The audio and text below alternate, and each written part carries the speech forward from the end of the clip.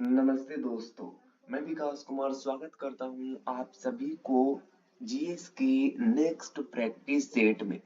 आज की motivation line है कि दरिया हो या पहाड़ टकराना चाहिए। कि दरिया हो या पहाड़ टकराना चाहिए, जब तक ना टूटे सांस तब तक जीना चाहिए। चाहे वैसे तो हैं कदम कदम पर दीवारें, चाहे तो वैसे तो हैं कदम कदम पर दीवारें, अगर ना हो कोई मेरे दोस्त तो अंत में दीवार से भी, या दीवार से नहीं तो अपने खुद से भी उलझ जाना चाहिए। तो आज का पहला नंबर क्वेश्चन है, कहता है दोस्त, कहता है कि निम्नलिखित में से कौन संघ की कार्यपालिका का हिस्सा नहीं है। तो कार्यपालिका का हिस्सा एग्जीक्यूटिव यूनियन की बात किया गया, आपको पता है कि यानी कि संघ की जो बात किया गया है, आप कहेंगे संघ की तो बात किया गया है, वो आपका भाग कितना में किया गया है, आप कहेंगे भाग 5 में किया गया है। आर्टिकल्स की बात करता हूँ तो वामन से लेकर के 151 आर्टिकल्स तक ये चर्चा किया गया है। आप कहेंगे बिल्कुल, तो इसमें चर्चा किया गया है भारत के प्रधानमंत्री प्राइम मिनिस्टर ऑफ इंडिया, उसके बाद भारत के राष्ट्रपति प्रेसिडेंट ऑफ इंडिया, मंत्रिपरिषद यानी कि काउंसिल ऑफ मिनिस्टर्स। भारत के सर्वोच्च न्यायालय इसमें नहीं आता है। सर्वोच्च न्यायालय की बात करते हैं यानी कि सुप्रीम कोर्ट ऑफ इंडिया की अगर मैं बात करता हूँ, तो ये कहाँ पे सुप्रीम कोर्ट जी, तो आप कहेंगे ये जो है वो आपका दिल्ली में है। कहाँ पे है जी, आप कहेंगे ये दिल्ली में है, जिसकी स्थापना 26 जनवरी 1950 भारत के आजाद के 2-3 साल बाद ये कर दी जाती है। और इसके 2 दिन के बाद, कब, 28 जनवरी 1950 को इसकी उद्घाटन भी कर दी जाती है। इसके उस समय जब ये उद्घाटन हुआ था, तब उस समय इसके मुख्य न्यायाधीश के रूप में यानी कि चीफ जस्टिस ऑफ इंडिया के रूप में जो बने थे, वो आपका बने थे हरिलाल जे कनिया।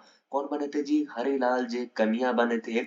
और वर्तमान में अभी सी जे आई यानी कि चीफ जस्टिस ऑफ इंडिया जो है, वो आपका संजीव खन्ना है, जो कि आपका 51वें नंबर की है जी। अगला नंबर क्वेश्चन है दोस्त, कहता है कि निम्नलिखित में से कौन सा भारत के महान न्यायवादी का कर्तव्य है। तो निम्नलिखित में से कौन सा भारत के महान न्यायवादी का कर्तव्य है। तो महान न्यायवादी का मतलब होती है, आपको पता होगा कि अटॉर्नी जनरल होती है। क्या होती है जी, आप कहेंगे अटॉर्नी जनरल होती है। और अटॉर्नी जनरल भारत में पद होती है, जिसकी अपॉइंटमेंट करते हैं भारत के राष्ट्रपति करते हैं। कौन करते हैं जी, आप कहेंगे भारत के राष्ट्रपति करते हैं।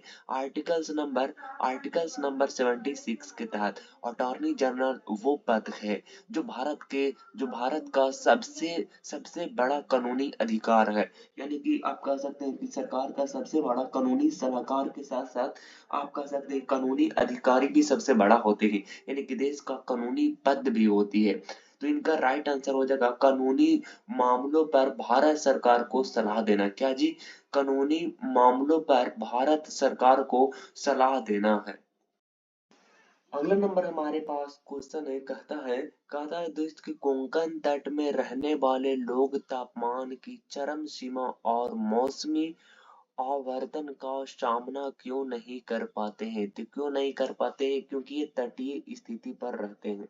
अगर मैं बात करता हूँ पूर्वी तट की और पश्चिमी तट की मैं बात करता हूँ दोस्त, तो पूर्वी तट आपका जो पड़ती है, वो आपका पड़ती है आंध्र प्रदेश पड़ती है, आपका उत्कल तट उधर पड़ती है, आपका कोरोमंडल तट पड़ती है जी, ये आपका पूर्वी तट है।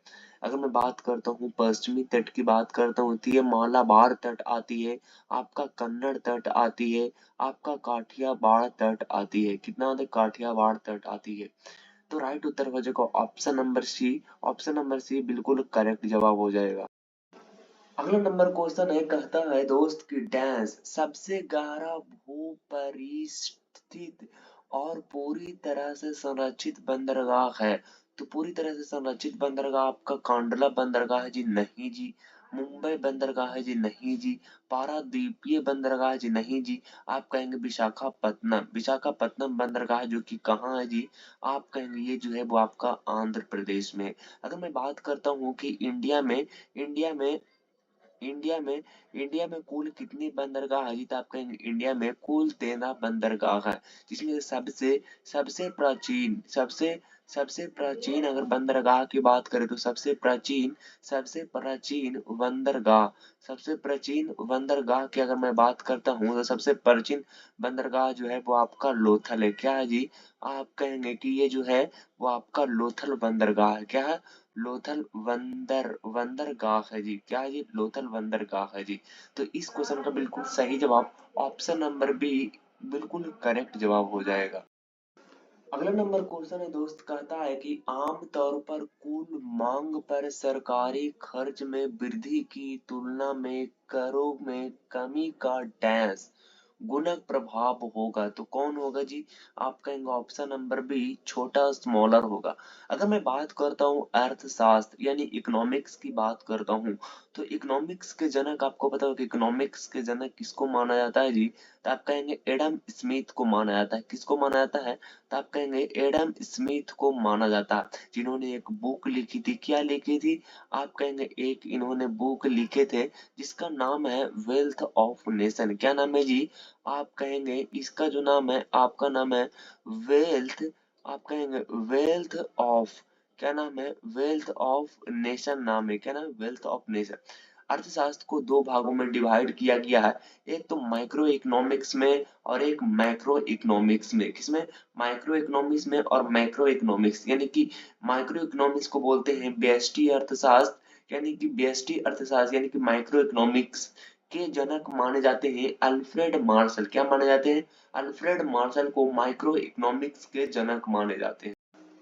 अगला नंबर क्वेश्चन है, कहता है दोस्त की अर्थव्यवस्था में ऋण या तो फिर आप उधार कह सकते हैं को हतोत्साहित हतोत्साहित करने के लिए केंद्रीय केंद्रीय बैंक डैश अर्थशा अर्थ अर्थव्यवस्था में ऋण डैश उधार को हस्तो हतोत्साहित करने के लिए केंद्रीय केंद्रीय बैंक डैश मतलब डैश। क्या आपका है कि CRR घट जाता है, या तो फिर खुले बाजार में प्रतिभूतियां खरीदा जाता है, या तो फिर SLR में कमी कर सकता है, या तो फिर बैंक दर बढ़ जाता है। तो जब भी उधार दिया जाता है RBI के द्वारा तो बैंक दर यानी कि बैंक रेट जो होती है वो इंक्रीज कर दी जाती है। बैंक दर क्या होता है? आप कहेंगे बैंक दर वह दर होती है जिस पर RBI के द्वारा कोई भी प्रोटेक्शन पर कोई भी सुरक्षा नहीं लिए भी वाणिज्य बैंक को बैंक से आप ऋण देता है, मतलब कि लोन देता है, उधारी देता है, उसको कहते हैं बैंक दर कहते हैं। अगला नंबर क्वेश्चन में कहता है कि अग्नाशय से इंसुलिन हार्मोन के अपर्याप्त स्राव के कारण होने वाले रोग की पहचान करें। तो कौन हो जाएगा राइट उत्तर? आप कहेंगे मधुमेह हो जाएगा। अगर मैं बात करता हूँ तपेदी की, तो तपेदी जो आपका होती है जिसको हम लोग बोलते हैं क्षय रोग भी बोलते हैं, या तो फिर हम लोग टीबी भी बोलते हैं। अगर मैं बात करता हूँ मधुमेह की बात करता हूँ यानी कि डायबिटीज की बात करता हूँ, तो इसकी 3 टाइप होती है। कितनी होती है जी?